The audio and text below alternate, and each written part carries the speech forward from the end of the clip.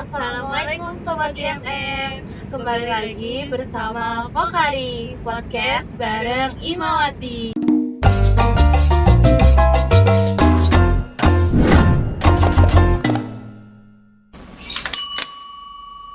Bersama saya Vivi, Saya Nasla.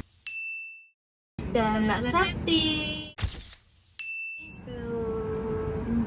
Nah, Mbak Sakti gimana nih kabarnya? Alhamdulillah bahagia. Mau nanya nih, kesibukan akhir-akhir masuk ini apa aja sih?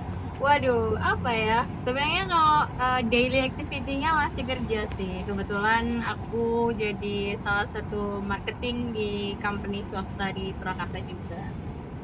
Jadi masih di sekitaran Solo. Kalian gimana kabarnya? Alhamdulillah. Bahagia? Bahagia. Betul. Kalau kalian kesibukannya apa? Aku sih pasti ke apa namanya kuliah ya Mbak, terus organisasi juga. Tapi kuliahku tuh emang lagi titik-titik banget gitu loh, Mbak. Ada praktikum, terus laprak dan lain-lain. Terus organisasi pun juga lagi sibuk gitu, semuanya ada proker ini itu, jadinya ya agak menguras tenaga sedikit. Oke. Ini Vivi, Ya, nggak langsung apa? Aku akhir-akhir ini sibuk kuliah, tugas, laporan, dan oke. sama-sama sibuk ya. Ya alhamdulillah. Setidaknya kita bersyukur sih. Maksudnya kita masih diberikan kesehatan, kita masih diberikan kesempatan untuk sibuk. Kadang sibuk itu jadi anugerah buat sebagian orang daripada memikirkan hal-hal yang kayak ganggu dan lain sebagainya. Itu jadi toksik juga buat diri sendiri, gitu kan? Karena dengan kesibukan kita bisa sedikit menggeser atau menyampingkan lah masalah-masalah yang mungkin bagi orang itu kayak ganggu banget. Tuh. Kayak bahasa ini boleh. Yang ini tuh aku ngerasa kayak dengar banyak banget berita yang itu tuh bikin resah gitu. Berita apa tuh? Karena kayak banyak banget kasus kekerasan seksual di mana mana. Misal kemarin tuh ada yang kasus di kampus, habis itu ada juga yang dokter di rumah sakit klinik. Itu kan kayak tempat yang sehari-hari kita kunjungi ya. Jadi kayak kita tuh merasa tidak aman berada di situ. Bahkan ada juga yang kasus kemarin yang masih sederhana itu juga kan terjadinya di lingkup rumah, di lingkup keluarga ya. Mungkin bagi sebagian orang tuh jadi merasa tidak aman berada di rumah. Kalau menurut bahasa itu kurang aman untuk perempuan, kita tuh sebenarnya sadar atau tidak? Oke, ini adalah pembahasan yang cukup sensitif ya, cukup sensitif, cukup triggering juga bagi sebagian orang. Kita ngomongin kekerasan agak cukup aku pribadi pun juga cukup ke-trigger ya kalau kita ngomongin kekerasan, apalagi menyinggung ruang aman ya. Mengakui sekali bahwa kita tuh perempuan terutama itu sangat amat ngerasa nggak aman di manapun. Kita jalan aja banyak yang kayak sweet ya, nggak pernah dengar kan? Betul, itu sudah masuk catcalling. Kemudian muncullah grup yang fantasi sedara, itu bikin aku merinding sih, terus terang merinding, terus takut juga, dan jadi kemana-mana gitu. Dan ternyata makin membuat aku takut untuk istilahnya tuh gini, bahkan untuk ruang yang banyak orang menganggap bahwa keluarga itu adalah rumah, yes, oke. Tapi ternyata banyak juga orang yang mengalami kekerasan itu di dalam rumah. Jadi kan jadi hal yang kontradiktif sekali. Jadi apa rumah menurut mereka itu apa gitu. Nah, kalau ngomongin ruang aman seharusnya dan wajib banget, atau mungkin istilahnya kita ngomongin secara umum tuh semua tempat tuh harusnya aman banget buat kita semuanya ya, nggak cuma buat perempuan, buat laki-laki juga, buat anak-anak juga, buat teman-teman disabilitas itu juga harusnya jadi tempat aman. Nah, yang jadi problem atau yang jadi permasalahan utama itu sebenarnya bukan ruangnya, tapi pemikiran manusianya. Ya kan? Dia tidak bisa menempatkan apa yang seharusnya tidak di situ. Contohnya, manusia itu pasti memang memiliki nafsu. itu pasti. Hanya kan dibalik lagi di kondisi kita tuh, kita bisa kontrol atau enggak. Nah, kalau sampai itu terjadi di tempat umum, berarti kan dia nggak bisa kontrol diri kan.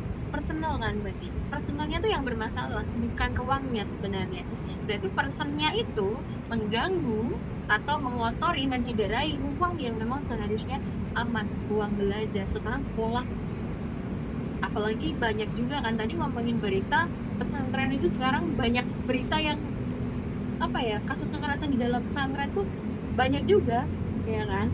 Kemudian universitas, atau orang bisa ngelawak Menara Gading, tombak tertingginya pendidikan gitu kan nggak semua hanya orang yang mendapatkan privilege yang bisa mendapatkan kesempatan untuk ke universitas, tapi ternyata di universitas yang katanya orang-orang tuh manusia berpendidikan tinggi gitu kan, ternyata juga banyak yang mengalami kekerasan, pelaku kekerasan itu juga banyak, atau yang hal-hal yang ternyata dekat dengan kita, yaitu rumah. Bahkan orang yang melakukan atau pelaku dari kekerasan itu adalah orang yang gak terduga, kayak saudara kandung, orang tua kandung, betul, entah ayah, entah ibu, kakak, adik. Itu hal-hal yang cukup miris ya. Jadi kita tuh harus gimana, itu juga jadi big question yang harus kita sama-sama pecahkan. Tidak bisa jadi satu pihak, oh ini tanggung jawabnya pemerintah, oh ini tanggung jawabnya psikolog nih, ini tanggung jawabnya keperPPA, bisa enggak, harus semua. Masing-masing dari kita ini adalah tanggung jawab untuk bisa menjawab gimana sih ruang aman. Berarti menurut Mbak Sakti tadi ruang aman itu kan gak ada nih untuk di zamannya sekarang. Ya cukup bukan nggak ada, hanya Personalnya. betul, lebih ke ini sih, bukan nggak ada, tapi ya bisa dikatakan nggak ada juga ya, karena kayak kita kemana-mana takut nggak sih, ya kan. Gitu. Tapi dari kita nih sebagai perempuan bisa nggak menciptakan ruang aman itu mulai dari lingkungannya atau bagaimana? Bisa banget, bisa pakai banget. Ini udah tak underline, tak bold ya, hurufnya udah paling gede nih harusnya.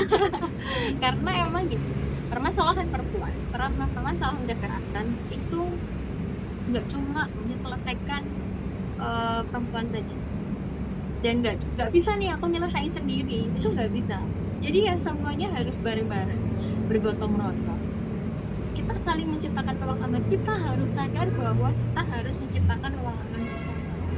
Kita dengan saling jaga satu dengan yang lain, memberikan kesempatan, memberikan ruang bagi diri, memfasilitasi kebutuhan ini. Baik itu di dunia offline maupun online ya. Jangan salah, kekerasan itu juga bisa sampai ke online. Kekerasan berbasis gender online itu sudah banyak sekali. Teman-teman bisa cek nanti datanya di Safenet. Itu udah banyak banget kasus yang akhirnya muncul gitu di kekerasan berbasis gender online. Apalagi kita habis COVID, semua dialihkan ke daring, wah meledak gitu sudah data-data gitu. Jadi ya benar tadi, nggak ada ruang aman dia, bahkan di dunia maya pun kita juga nggak aman. Untuk menciptakan ruang aman dia apa? Kemarin saya dan teman-teman komunitas, kebetulan saya juga tergabung di komunitas Pusat Kajian Perempuan Solo. Kami bersama-sama untuk membuat satu campaign. Kita gerak bersama untuk menghapus kekerasan berbasis gender. Jadi nggak cuma spesifik ke kekerasan aja, tapi juga kita ke kekerasan berbasis gender, baik offline maupun online.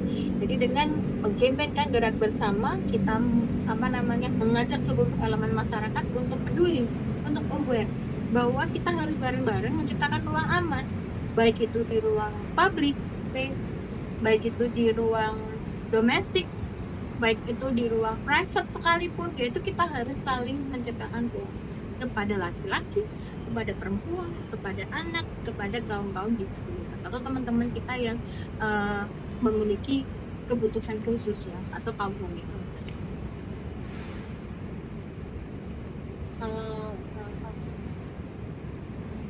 Untuk menciptakan ruang aman itu kita perlu support dari lingkungan. Betul. Tapi bagaimana kalau misal lingkungan itu justru tidak mensupport kita, tidak menciptakan ruang aman?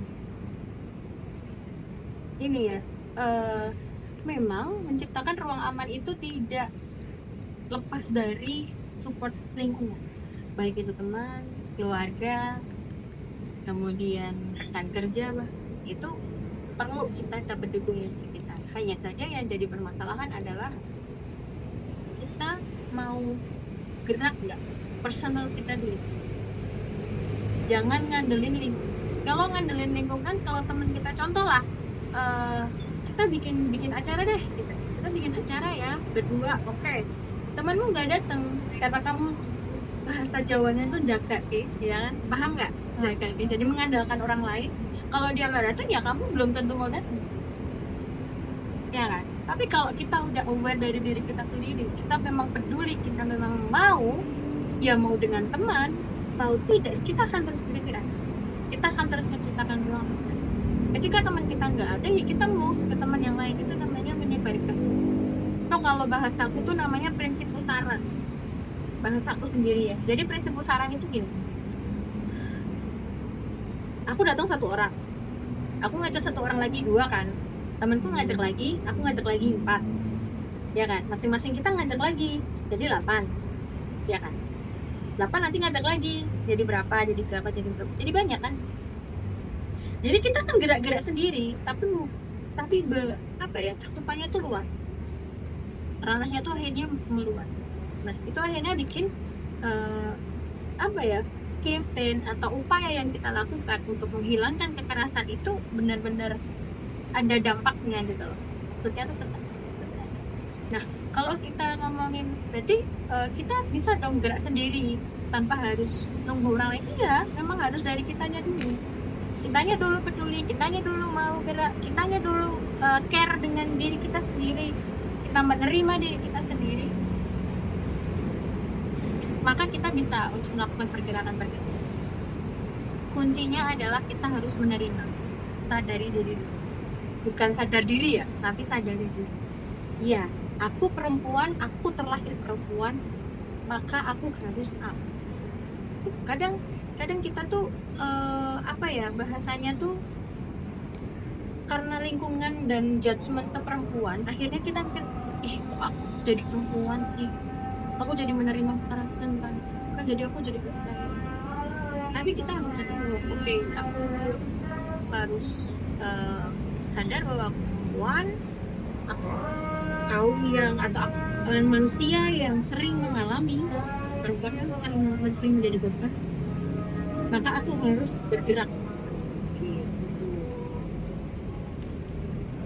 Jadi itu memang harus dari diri sendiri. Betul. Dimulai dulu dari diri sendiri, maka kita bisa menyebarin ke teman-teman yang lain. Tapi bagaimana kita udah mbak, kayak kita ngajak teman kita, misalnya nih, kamu misalnya pakai jilbab dong, karena tau lah sekarang banyak cowok yang bilang, nah tapi dia tuh kayak tetap nggak mau nih. Terus langkah kita tuh bagaimana ya mbak biar teman kita tuh mau gitu loh. Oke, kita nggak boleh maksa ya. Setiap orang itu punya fase untuk berprosesnya masing-masing. Setiap orang itu punya masanya sendiri, ya kan? Kita mendapatkan privilege untuk kita bisa di posisi sekarang. Orang lain itu belum tentu mendapatkan privilege yang sama untuk di posisi sekarang. Oke? Setiap orang kan juga dalam menghadapi masalah itu kan berbeda-beda. Ada contoh lah, kita ngomongin sakit deh, batuk. Ada orang yang kalau dia batuk dia langsung minum obat. Ada orang yang kalau dia batuk dia langsung ke rumah sakit. Ada orang yang kalau dia batuk dia didiemin aja. Ada orang yang kalau dia batuk dia minum es. Betul kan? Begitu juga ketika kita ngajak orang, tugas kita hanya menyampaikan apa. Ayo, kita harus minta pulang aman loh buat semuanya. Sekarang banyak kekerasan, sekarang banyak pelaku-pelakunya itu kita nggak tercegah, bahkan secara nggak langsung kita juga berpotensi untuk jadi pelaku ke teman kita sendiri, ke perempuan. Kalau kita nggak peduli atau kita nggak aware sama diri kita sendiri, sama lingkungan sekitar. Nah, dari situ bagaimana respon orang itu sudah hak prerogatifnya mereka. Kita nggak bisa ngatur. Kita nggak bisa ngatur dia, kita nggak bisa ngarahin dia. Oh harus ini, lah itu yang salah. Itu yang salah. Biarkan dia berproses dulu. Biarkan dia menikmati apa yang sedang dia jalani. Kan gitu. Ada kalanya dia akan mendapatkan momentum, kemudian dia akan apa ya istilahnya tuh, kalau bahasanya tuh bahasanya kan mendapatkan hidayah gitu kan ya. Nah padahal sebenarnya ya dia bukan mendapatkan dari kita, dia bisa saja tidak mendapatkan dari kita, hanya dia mungkin teringat dengan omongan yang pernah kita sampaikan bagian itu, termasuk juga mengajak ke kebet-kebet lainnya ya.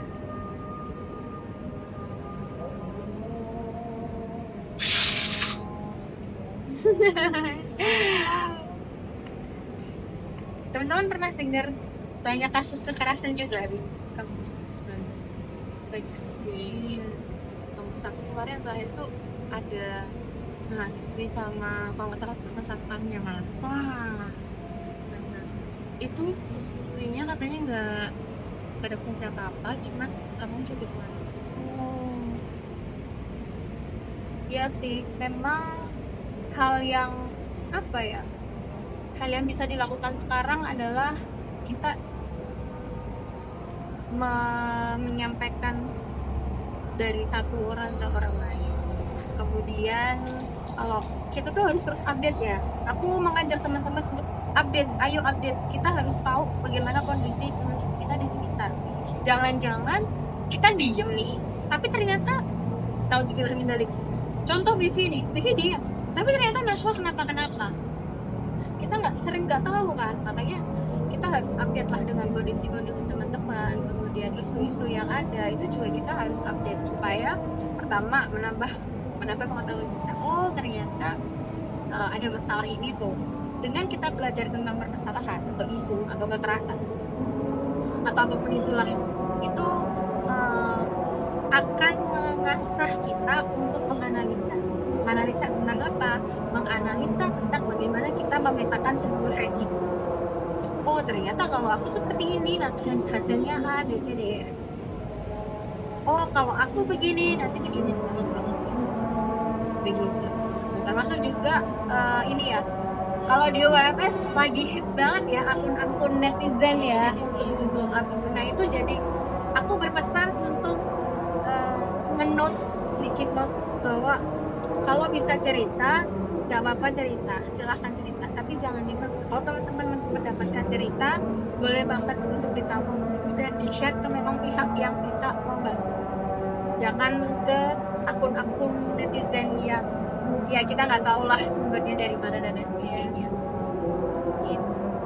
Nah dari banyaknya kasusnya tadi yang di keluarga ataupun kuliah itu, apa aja sih Mbak faktor-faktor dari kekerasan? Oke, sebenarnya kalau ngomongin faktor apa ya, banyak sih ya, tapi mungkin hal yang spesifik sih sebenarnya basic itu ke trauma ya. Jadi mungkin dia belum selesai sama dirinya. Bisa juga kalau kita ngomongin kekerasan faktornya itu banyak banget, serius itu banyak banget. Kalau di kampus bisa saja dia memang ada trauma, kemudian dia pernah jadi korban. Jadi motifnya itu yang sering terulang ya. Yang sering terulang itu adalah korban nih, dia dendam. Aku dulu mengalami ini, akhirnya dia berubah jadi pelaku karena dia tidak selesai dan dia tidak mendapatkan pertolongan sebagai korban. Itu satu. Kemudian bisa juga kalau kekerasan di luar itu tuh ekonomi, kemudian lingkungan, itu juga berpengaruh gitu kan.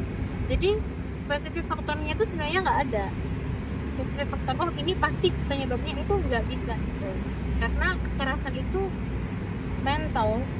mentalnya pelaku yang sedang bermasalah, akhirnya dia melampiaskannya ke orang lain. Iya, kan selama ini kita mendapati banyak banget kasus yang kayak misalnya di keluarga, kayak kasus saudara terus yang di kampus, yang di ranah profesional seperti dokter juga, itu tuh ada jenis-jenisnya nggak sih? oh kalau jenis kekerasan itu ada banyak, enggak deh. Bisa kita kumpulkan ke beberapa. Yang pertama fisik, itu sudah pasti ya, kekerasan fisik kita sudah sama-sama tahu. Kemudian verbal, ya kan, verbal. Kalau fisik ini kan maksudnya non verbal ya. Kemudian bisa juga ke kekerasan finansial itu juga bisa. Jadi kekerasan finansial atau kekerasan ekonomi bahasanya itu tuh gini, contohnya kamu sedang seringnya tuh terjadi atau pola yang sering terjadi itu ketika kita menjalin hubungan relationship dengan seseorang, ya kan, makanya sering masuknya tuh kekerasan dalam pacaran. Saya kita ada satu ini, nah pelaku itu memanfaatkan kerentanan korban untuk menekan ekonomi. Kamu nanti kalau nggak transfer aku uang, tak putusin loh, itu kekerasan. Kemudian tadi udah ada ya fisik, verbal, ekonomi, kemudian digital atau online itu sudah marak dan kayak hate speech, itu parah banget kan ya. Kemudian ada juga yang namanya kekerasan mental. Jadi yang di-push itu mentalnya. Iya, sebenarnya dia nggak punya apa-apa, tapi karena tahu kerentanan mental, makanya ditakut-takutin. Kemudian korban merasa nggak aman, kemudian seseorang itu merasa diintimidasi, itu juga bentuk dari kekerasan. Secara fisik nggak ngapa-ngapain, dia nggak nyentuh, nggak apa, tapi secara omongan juga nggak ada yang kayak marah-marah atau mungkin berkata kasar juga. Hanya saja yang dia ucapkan atau yang dilakukan itu masuknya ke mentalnya si korban, itu juga termasuk di level. Jadi kompleks ya ternyata. Iya. Ternyata. Betul. Jadi kalau yang verbal itu contohnya kayak catcalling. Betul. Catcalling itu termasuk verbal. Kemudian bentakan, membentak seseorang. Kalau seseorang itu merasa tidak nyaman dan sakit hati, itu termasuk kekerasan. Tapi memang ya tidak bisa dipungkiri ya, sekarang kita cukup menormalisasi sebuah bentakan. Ya kan, kalau dia salah ya kayak udah sewajarnya untuk dibentak gitu kan. Nah, yang jadi problem adalah ketika dia dibentak tapi tidak ada bentuk perminta maafan dan juga bentuk penjelasan kenapa sih kamu sampai dibentak atau kenapa sih kamu tuh melakukan bentakan, itu yang jadi masuk ke kategori kekerasan, bisa dikatakan seperti itu. Tapi ketika ya walaupun dengan permintaan maaf pun sebenarnya juga masuk kategori kekerasan ya. Hanya saja kalau dia sudah minta maaf dan menjelaskan, kan dari kedua belah pihak sudah jelas, sudah ngerti nih, oh berarti kenapa aku dibentak karena aku melakukan kesalahan, kenapa aku dimarahin karena ada miss di situ kan gitu. Jadi sama-sama bisa belajar gitu, itu salah satunya. Kadang kita kadang nggak aware bahwa marah itu juga termasuk kekerasan verbal. Kita nggak ngapain fisik kita, tapi kan batinnya susah. Sebenarnya bisa dikatakan kekerasan itu ketika pelaku dan korban itu tidak memiliki kesepakatan atau bagaimana. Oke, nah kalau kita ngomongin kesepakatan, sebenarnya kalau memang gini, kesepakatan itu sering disalahartikan. Jadi disalahartikannya begini, ketika ada korbannya melapor, kemudian sering banget kasusnya tuh diproses dengan bahasanya tuh dalih lah kan suka sama suka, lah kan kamu juga mau, lah kan kamu juga menikmati, kan ya kan, sering banget kan teman-teman dengan. Nah, sebenarnya itu tidak bisa dikategorikan sebagai mau sama mau, itu tidak bisa mengkategorikan ini suka sama suka, karena kita tuh masih normalisasi kalau pacaran itu boleh kok kita pegangan tangan sewaktu-waktu. Kita masih menormalisasi boleh kok kalau pacaran itu merangkul sewaktu-waktu. Ini kita ngomongin di luar ini ya, bahasanya tuh di luar hukum Islam ya. Di Islam kan nggak boleh ya, kita nggak boleh. Tapi di luar sana kan kita nggak boleh memaksakan juga harus seperti ini kan, enggak, kita pelan-pelan masuk. Nah, orang-orang yang belum terpapar dengan ilmu-ilmu agama, orang yang belum terpapar dengan ilmu-ilmu atau penjelasan tentang konsen, tentang kekerasan itu seperti apa, menganggap bahwa oh ya nggak apa-apa pacaran itu atau ada hubungan, bahkan hubungannya sudah halal suami istri, itu wajar kok kalau pelukan kalau pegangan tangan, banyak orang yang masih menormalisasi. Kemudian bahkan sampai ada yang melakukan hubungan seksual, ya kan? Kemudian ternyata korbannya tuh melapor, diproses lah secara hukum dengan dalih yaitu, nah kan suka sama suka, mau sama mau, lah kan itu pacarmu, ya kan? Masa sih nggak sering seperti itu? Padahal dalam melakukan persetujuan itu kita harus ditarik, benar-benar ditarik apa ya, ke basicnya persetujuan. Bagaimana si korban ini memberikan persetujuan, kondisinya gimana, apakah dia dengan senang hati, apakah dia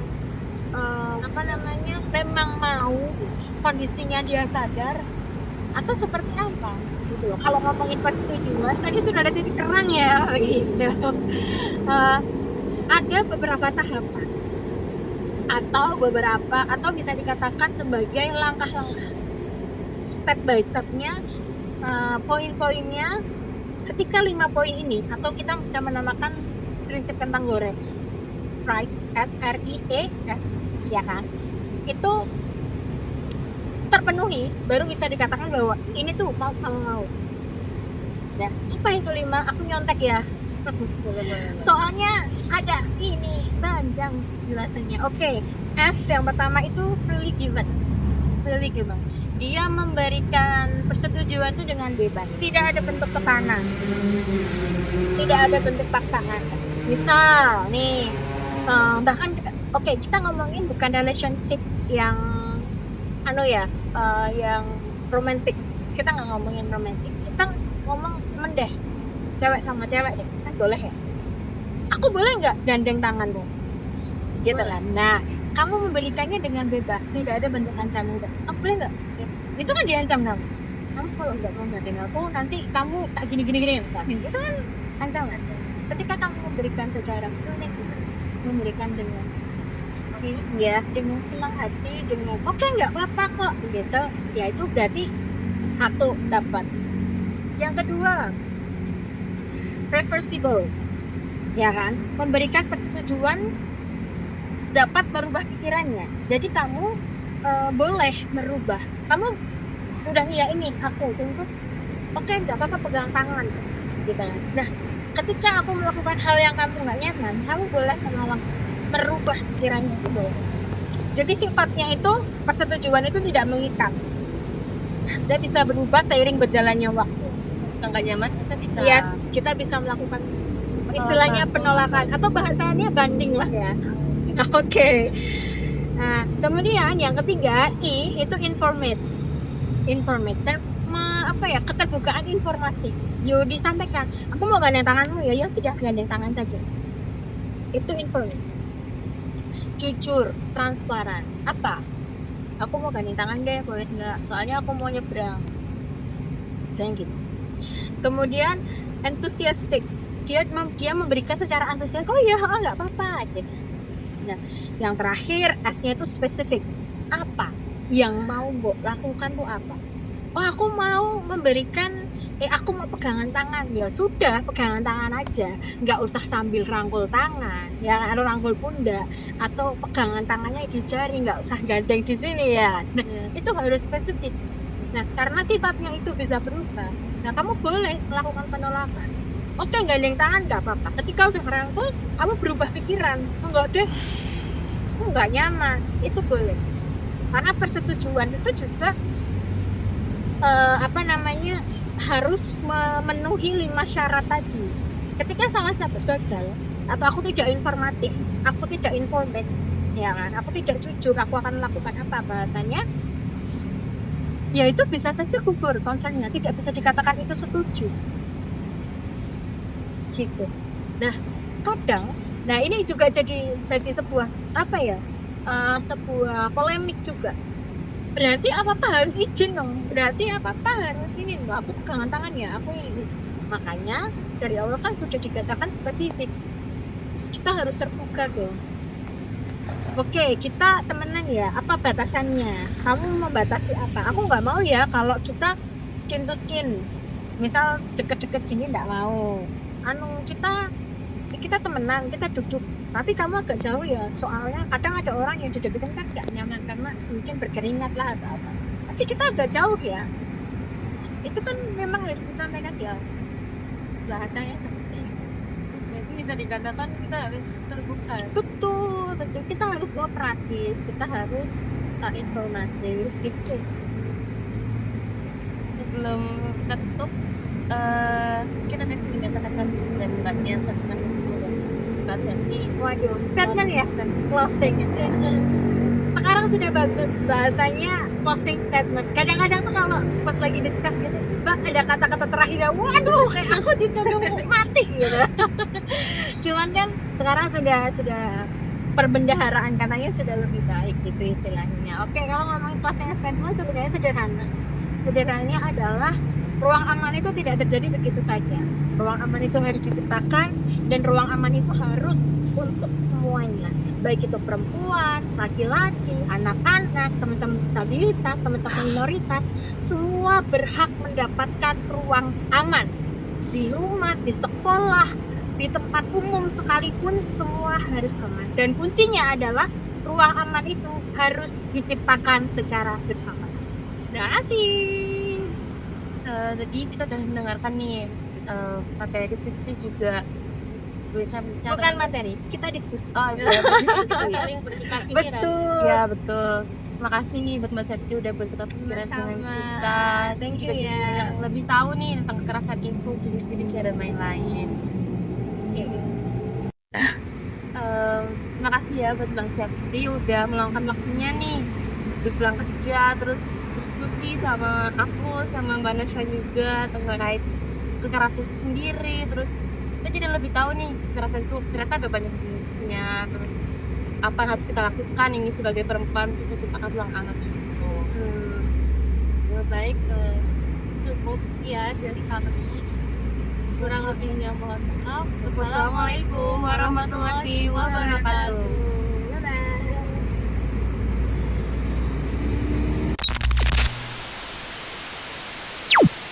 Agak cukup apa ya, aku pribadi pun juga cukup ke-trigger ya kalau kita ngomongin kekerasan, apalagi menyinggung ruang aman. Ya, mengakui sekali bahwa kita tuh perempuan terutama itu sangat amat ngerasa gak aman di manapun.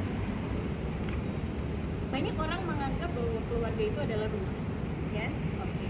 Banyak yang mengalami kekerasan, pelaku kekerasan atau yang hal ini dengan kan gerak bersama kita mengajak seluruh elemen masyarakat untuk peduli, untuk aware bahwa kita harus bareng-bareng menciptakan ruang aman, baik itu di ruang public space, baik itu di ruang domestik, baik itu di ruang private sekalipun, yaitu kita harus saling menciptakan kepada laki-laki, kepada perempuan, kepada anak, kepada kaum disabilitas atau teman-teman kita yang memiliki kebutuhan khusus atau kalau bahasa aku itu namanya prinsip pusara trauma.